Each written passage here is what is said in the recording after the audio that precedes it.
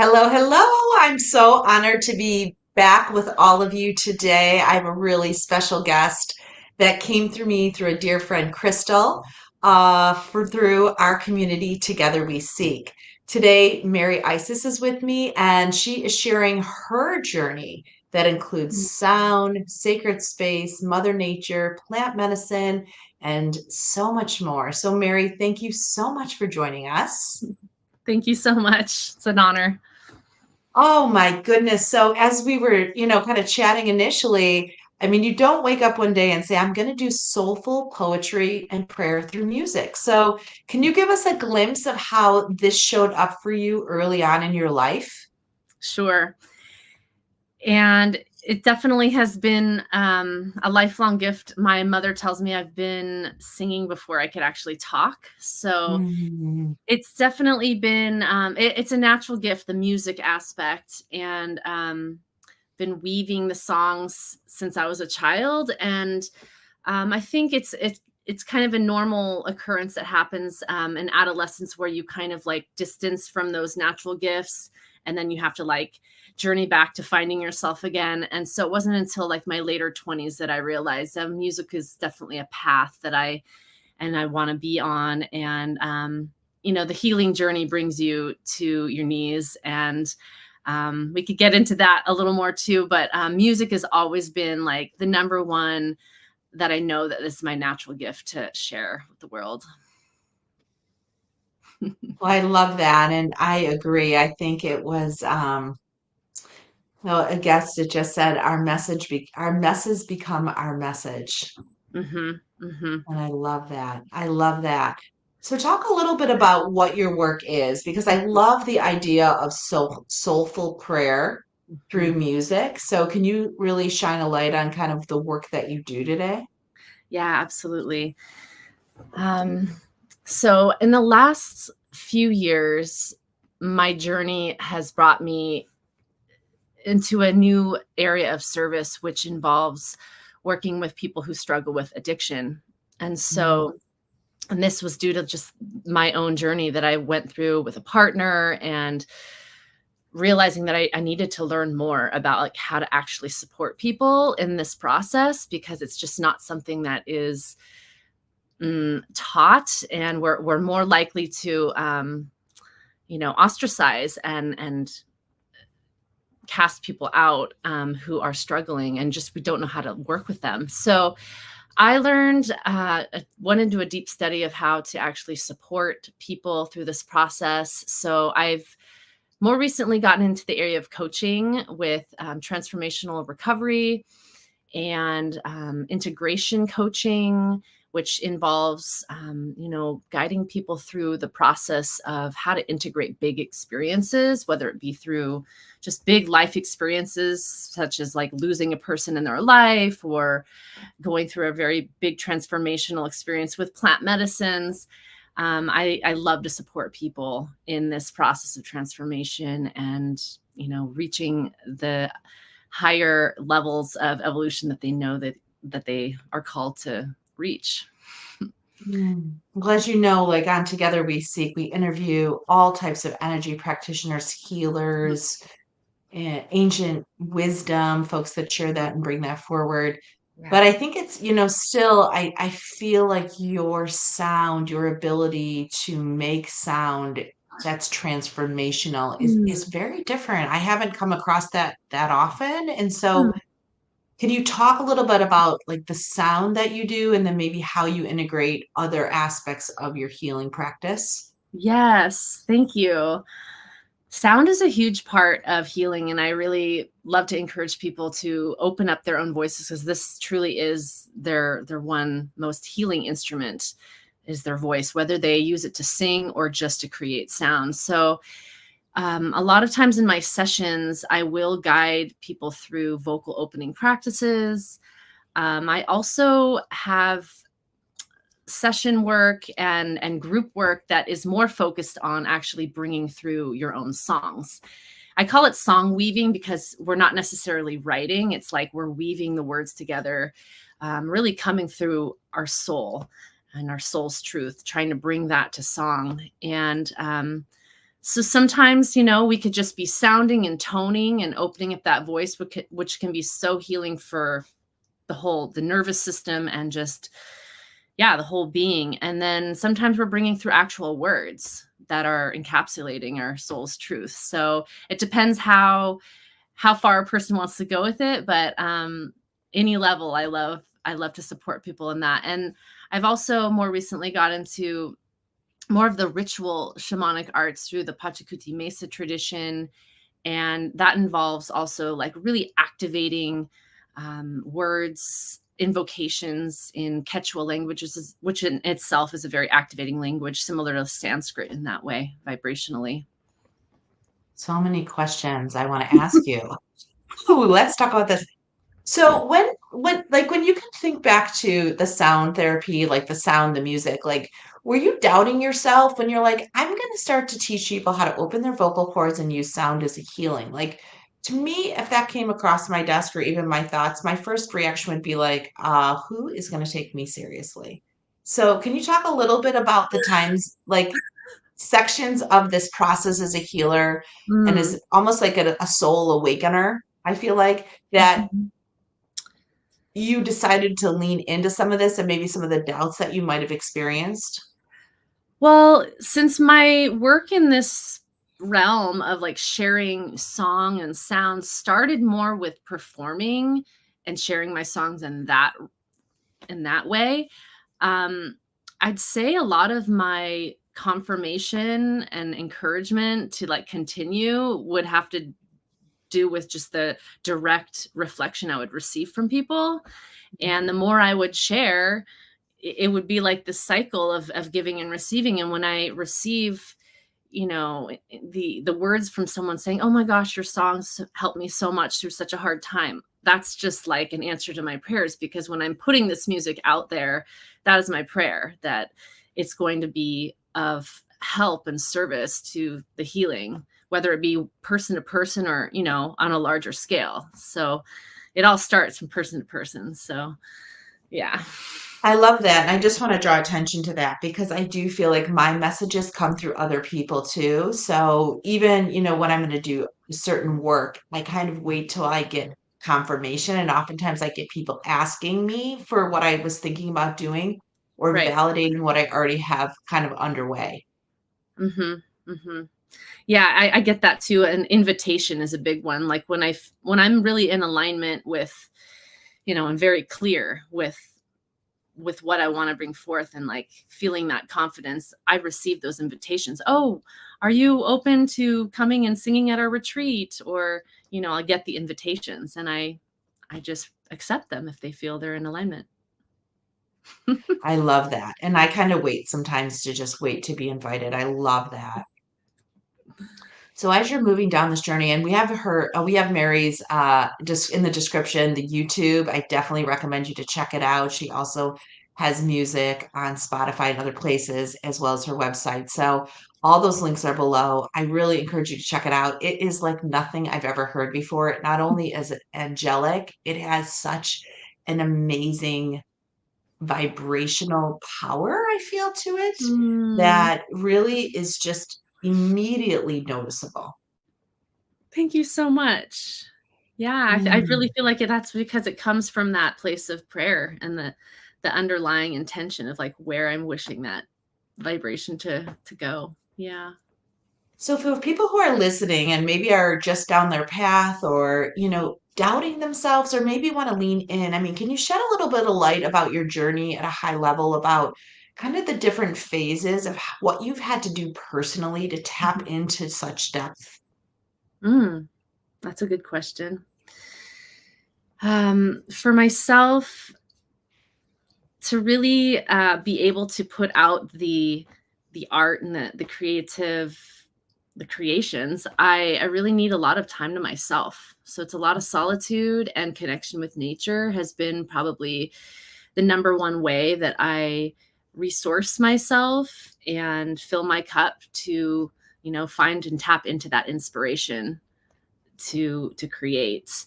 Um, yeah, I feel like this whole life is like one big ceremony, and but yet within that ceremony, I do a lot of ceremonial work, like very intentional work. And these songs and the work I do is just directly related to these initiations of life, that I integrate into song and into my work. Like as we learn and grow, we're learning like powerful lessons in our life, and it's going to really inform like what we're here to do. And like you said, like your mess becomes your message. It's like actually the medicine we have to bring in the world often is what our biggest struggle has been, and what we are able to go through and come out the other side is how we can help other people that are experiencing those challenges. I love that because I can relate to that so much. My work is through words and books, and I feel like everyone is like, well, how did you get the idea? And I'm like, well, I lived through it. Mm-hmm. Like the idea didn't like just pop in my head. I actually had to go through all the steps, and that's how I created essentially the playbooks and the step-by-step guides because I had to work through it myself. And I feel like that is so powerful because it's not something where, when people say, well, who's your audience? Well, I'm my audience. I am my audience in so many ways because it's often what I create. I create what I need. Right. Mm-hmm. And It's got that's to even feel true. true. Yeah. Yeah, that's even true for the retreats. Like I kept getting the idea to create the retreats, but I was like, who am I to create those? I've never been to a retreat, but I wanted to create something different than what I had seen. And when I talked to a medium, she said, just build what you want to go to. And it was the most freeing advice and guidance that I could have received at that time because then there was no pressure to have expectations from the outside. Yeah. Yeah, exactly. That's how I feel. So you have so many retreats coming up, so many you've already done. I particularly love the beekeepers retreat that you're Yeah. having. Well, how cool. So how did you take this work that you're doing? You started in performances and then people started asking you for probably one-on-ones and then you did groups. And then how did you sort of take your business in this direction, essentially, or Mhm. your offerings? Well, I love the in-person context because that's where you really get to, have the human connection, and that's just so valuable. The retreats are such a beautiful experience, and this particular one that you just spoke about on the Big Island is definitely a co-creation between me and some dear sisters of mine who are beekeepers on the island there, and they wanted to bring me in because they know how valuable it is to do this work of opening the voice because of on this particular path, the path of the Melissa, the bee priestesses, a lot of this work is opening the mouth, the throat here. And so, yeah, they brought me in, they invited me in on this, and this is going to be the second one of this kind that we've had. The first one was amazing. I also do my own retreats here in the States, California, sometimes out in Chicago and in Hawaii. And these are definitely more in-depth healing retreats, more specified in the realms of just like deep soul healing. And it always does involve singing though. Music is definitely in the central of these retreats. Mm-hmm. I love that, and hopefully one day we'll get you to Vermilion, just outside Cleveland. They have an Yes. amazing healing center out there, and when you get to Chicago, we're gonna have to drag you to Vermilion to come Oh, you won't have host to your drag me. healing. Yeah, it's such a special space, and we're really activating it now, so it's super exciting. So let's spend a few minutes, kind of talking about opening up, this part, right? The chakra, the voice, the wisdom within. Can you shed a little bit of light on maybe why you think it's stuck for so many of us and kind of some of the things that people can do to start activating the movement of Mm, sound through this area? yeah, for sure. So this area of our bodies, this is where we meet the world through our word, and it often becomes shut down from our conditioning and society, from our traumas that we've accumulated growing up, so many ways. And when it gets shut down, it impacts so many other aspects of our life. Um, I've heard it said that like speaking in public is like one of humans' like greatest fears, and that says a lot. And it's true that, in the past, we didn't always have the freedom to speak our truth, and often cases, especially with women, we were persecuted and even killed sometimes for speaking our truth. And in some areas of the world, it still can be that way. So we're working through a lot by opening up our voices for those of us that have the freedom to do so. It's about healing a lot of ancestral trauma and intergenerational trauma. And there are many ways we can go about doing it, but the number one way is to just do it and have the practices. And what I find most helpful is having some sort of instrument that you can use, such as a shruti box or a harmonium, something that can create a tone that you can tone along with. And that can like help you to just training the voice in and around those notes. I've got like practices on my YouTube. It's actually becoming a sign for me to like put more of those videos out, because so many people have been watching them lately, and it's that feedback. I'm like, oh, people want and need this. So I'm going to be putting more of those out. So toning, using mantra can be a really powerful way if you feel called to use mantra. And it doesn't have to be, just in Sanskrit. You can literally create your own mantra, like one words of power that you want to infuse your being with, because sound essentially is vibrating your body and all of your cells. So it's a practice of awareness of like the power we hold through our words. And you're a person of your word. Like you said, the words are so powerful, and the more we can have the awareness of what words we're using and speaking all of the time, it only increases the power of this tool. And then we become more aware of the music that we're like letting into our lives through our music. And yeah, so toning and, tuning into music that inspires you, and giving yourself the freedom and the space to sing, because singing is our universal language. It brings joy. It uplifts our frequency. It is a tool of healing. So just doing it, I'd say. Yeah, the practice of like giving yourself the time and space to open your voice and bring the sound through.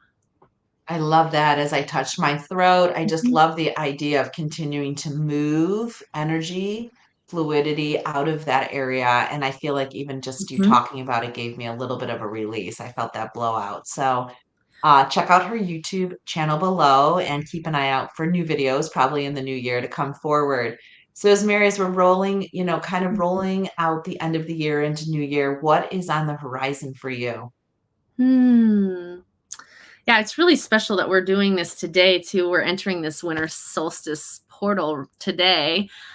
So I've been looking forward to this conversation because of that. And, winter time for me, as we're, heading into the new year, this is a time of really just getting good nourishment and rest.